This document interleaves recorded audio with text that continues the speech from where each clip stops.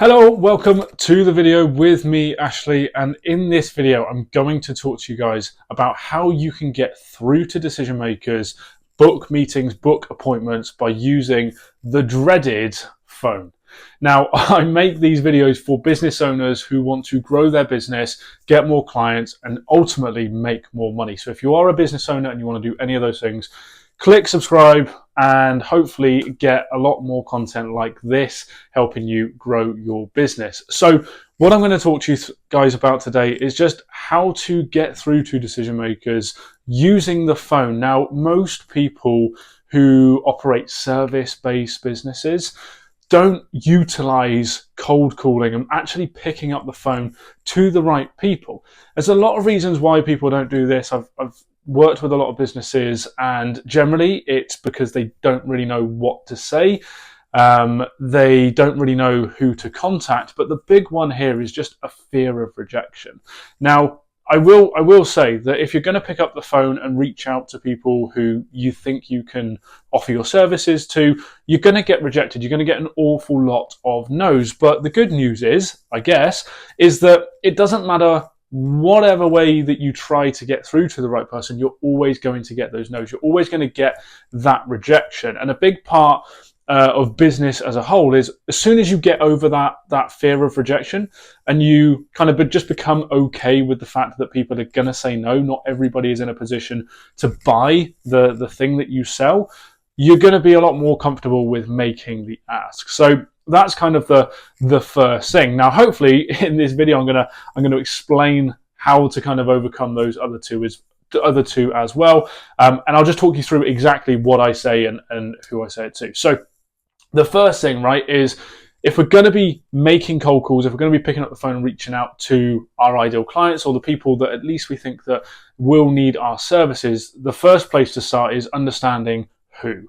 So what we need to do really is understand who our ICP is, who is our ideal client profile. Now, I'm not going to go into that in this video because I've got other videos sort of explaining how to define that and who those people are. So go across to my channel, have a look there, and that will break down how you can find those people. I've also got videos on how to find those people's contact details. So again, that's another video. So if you're thinking I need the phone number for the right person in the right industry, go and check those out and that will explain it. So we get into a position where we know who we want to contact and we know their phone number, right? And when I say who, I'm talking about what business that we want to call and the name, the actual first name of the decision maker, okay? Or at least who we think that decision maker is going to be. The problem that most people have when they make these phone calls is they don't know who it is that they need to speak to, right? So my background was cleaning. And we would ring businesses and see if they needed cleaning services. Now, the difference between the response from when we just rang a business and didn't know who to talk to, so you ring and you say, hey, can I just talk to the person who deals with the cleaning, versus, hey, could I speak to John? There was a massive, massive difference, not just in terms of the amount of times that we could actually get through to the right person, but also just the response that we got from the person who picked up the phone, right? So first step, find the name and the contact details of the person that you want to talk to. I've got other videos to show you how to do that. That's the first thing. Now, one of the big things when we are calling companies is you're going to get hit by a gatekeeper. Now, a gatekeeper is someone like a receptionist or just generally someone who picks up the phone in the first instance. If you know that you want to go and speak to John at that business, John is probably not going to be the person who picks up the phone in general, okay? And it very much will depend on the type of business that you're going to sell to and all that sort of stuff. But generally, like, the decision maker is not going to pick up the phone straight away. So you're going to get hit with a gatekeeper. Now, the gatekeeper's job, okay, love them or hate them, is not to let people through who are trying to sell something and basically, pull people's attention in. So they're going to try and vet you on the phone to make sure that the call that you are making is, going to the right person, but also that you're not going to try and sell something or whatever.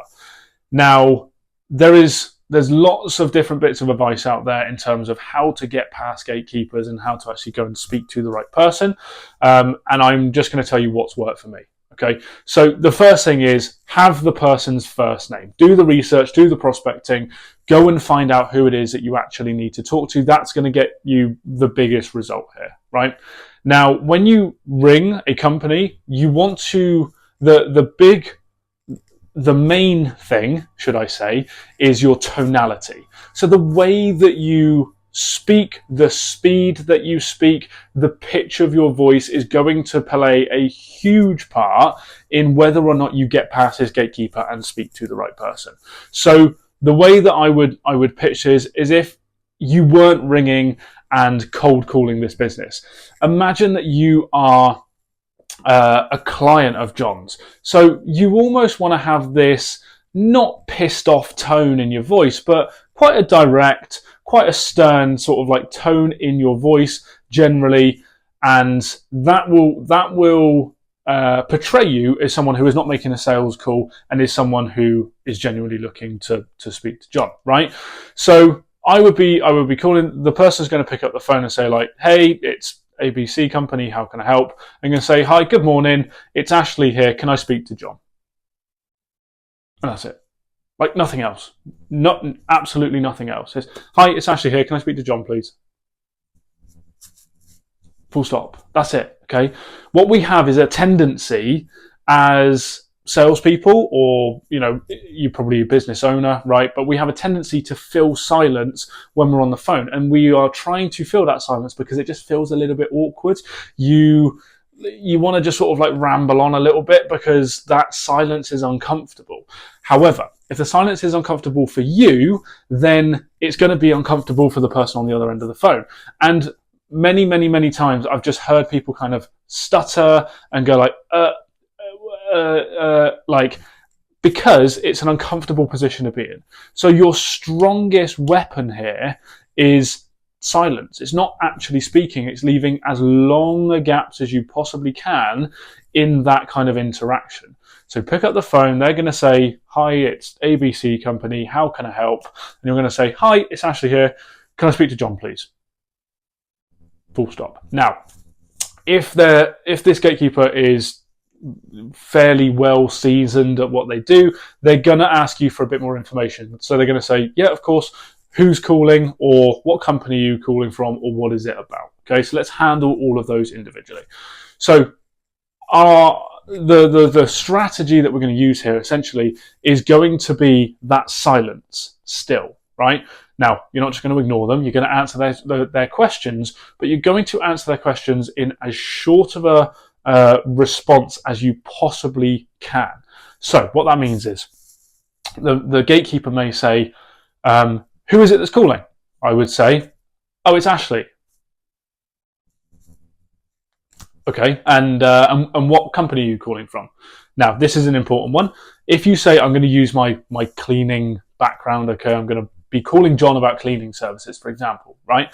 And insert whatever business type that you've got. Let's say my company is called ABC Cleaning.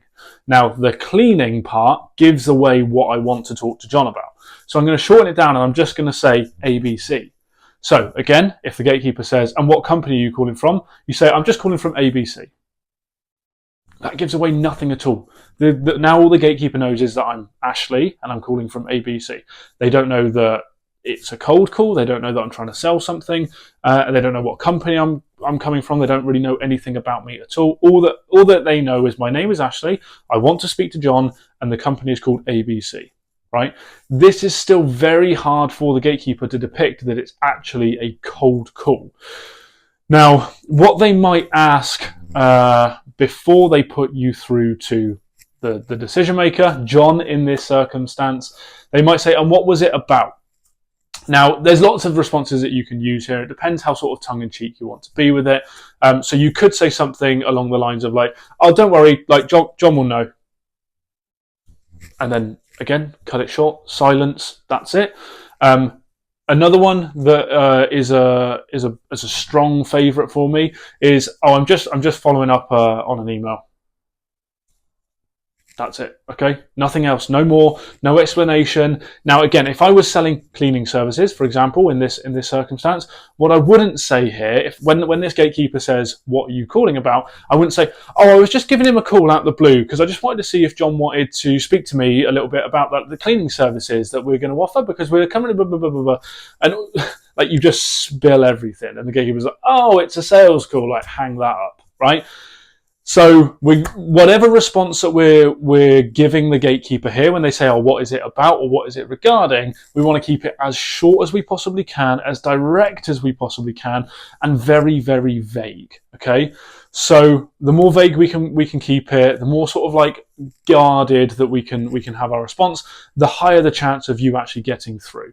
Now, again, in all of these responses here, silence, right, just shutting up, is going to be the thing that makes this interaction feel a little bit awkward. And because it feels a little bit awkward, the gatekeeper is more likely to then just put you through to the right person because this is now starting to be a little bit weird, right? So again, the first thing is I want to find the decision maker's name so I can say, hi, it's Ashley, I want to talk to John, please.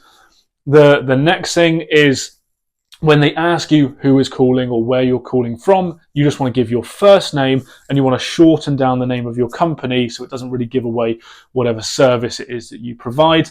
And then lastly, when they say what is it regarding or what is it about, you want to make that as short and as vague as you possibly can. What I would do if you're someone who is fairly new to picking up the phone and ringing businesses, have this written down. Okay, have a script, have a gatekeeper script.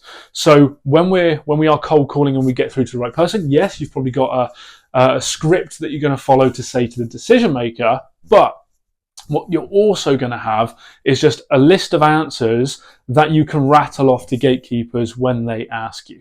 Because when you're new to this, it's a little bit uncomfortable. I'm not going to lie, like it feels a little bit awkward for you to be on the phone to these gatekeepers. So write it down. So when they ask you the question, you've got these bullet pointed prompts in front of you and you can just handle the questions nice and easily, simply read it.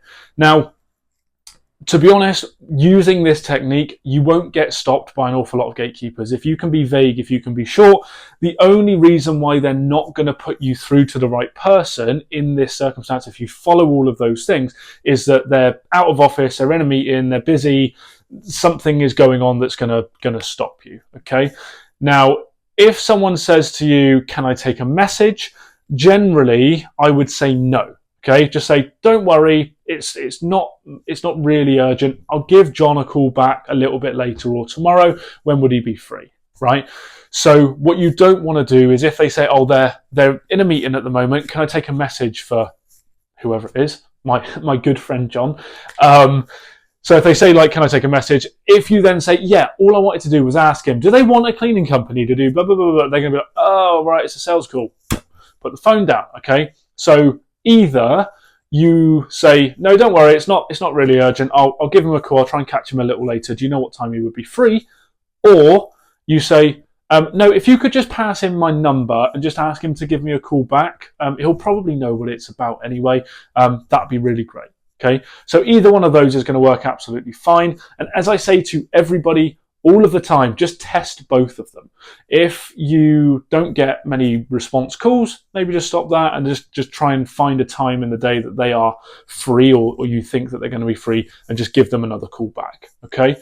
So that is basically like how we're going to be getting through gatekeepers when we're calling businesses and getting through to the right person. Again, like you need their name, you need the phone number of the business, and you need to be prepared to be hit by the gatekeeper and blocked from getting through to the right person. And once we've handled the gatekeeper, the person who picks up the phone in the first place, then we can get through to the decision maker and we can start with our script, with our pitch, with our questioning, whatever it is that you've got in place to hopefully book a meeting, get a conversation going with them to hopefully sell your services to them later down the line.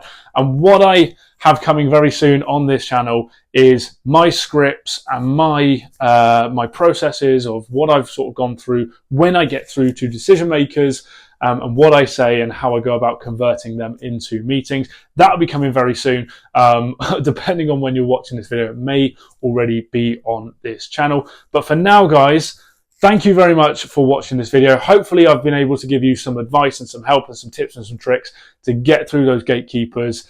If you have any questions at all, if you've enjoyed this video, pop it in the comments. And again, if you are a business owner, you want to get more clients, grow your business, and ultimately make that business more money, subscribe to my channel because I try and give you as much value as I possibly can to help you do exactly that. But for now, guys, thank you very much for tuning in, and I will see you all very soon.